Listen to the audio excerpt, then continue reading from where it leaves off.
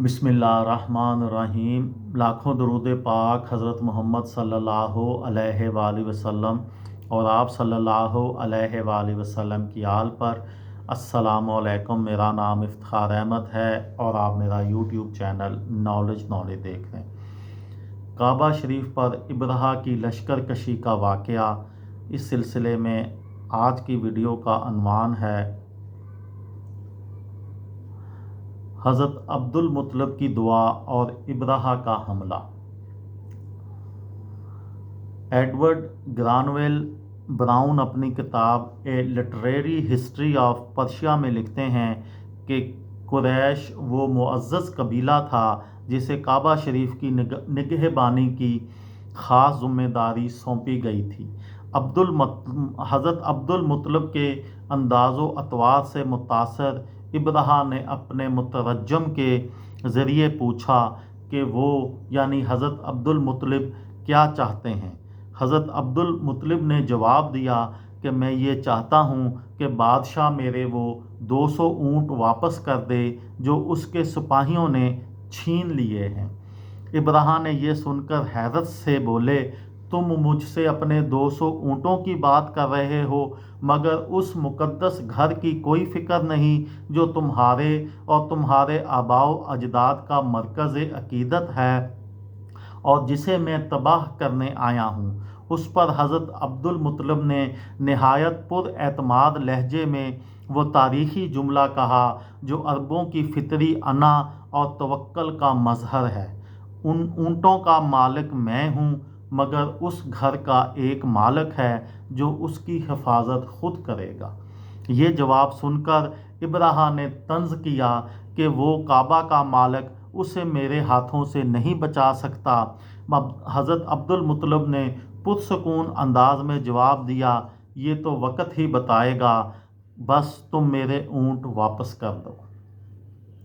Brown लिखते हैं, जब हज़रत अब्दुल मुत्तलिब को उनके ऊँट वापस मिल गए तो अपने कबीले के साथ मक्का से निकलकर पहाड़ की चोटी पर चले गए ताकि देख सकें कि खुदा की मईशत क्या फ़ैसला करती है। लेकिन रवानगी से पहले वो काबा शरीफ के दरवाज़े पर रुके, उस पर नस्ब धाती कड़े को थामा और नहायत खुशू खुजू से ये दुआ की, ए रब, मैं तुझ पर ही भरोसा करता हूँ। ए रब, अपने मुक़द्दस घर को उनके शर से बचा। वो तेरा दुश्मन है, तेरा घर बर्बाद करने आया है। तू ही अपने शहर को उसके जुल्म से महफूज रख। एडवर्ड ग्रानवेल ब्राउन के मुताबिक अगले दिन इब्राहा ने अपने लश्कर को मक्का की तरफ बढ़ने का हुक्म दिया। उस लश्कर की क़यादत महमूद नामी एक अजीम हाथी कर रहा था, मगर जैसे ही महमूद ने मक्का की सिमत बढ़ना चाहा, नफील ने आकर उसके कान को पकड़ा और कहा, ए महमूद, सजदा कर और उसी रास्ते वापस चला जा जिससे आया है, क्योंकि तू अल्लाह के मुक़द्दस इलाके में दाखिल हो रहा है। हाथी ज़मीन पर बैठ गया और किसी भी तरह आगे बढ़ने से इनकार कर दिया। फौजियों ने उसे मारा, धकेला, नेज़े मारे, मगर वो हर सिमत चलने को तैयार था सुवाए मक्का के।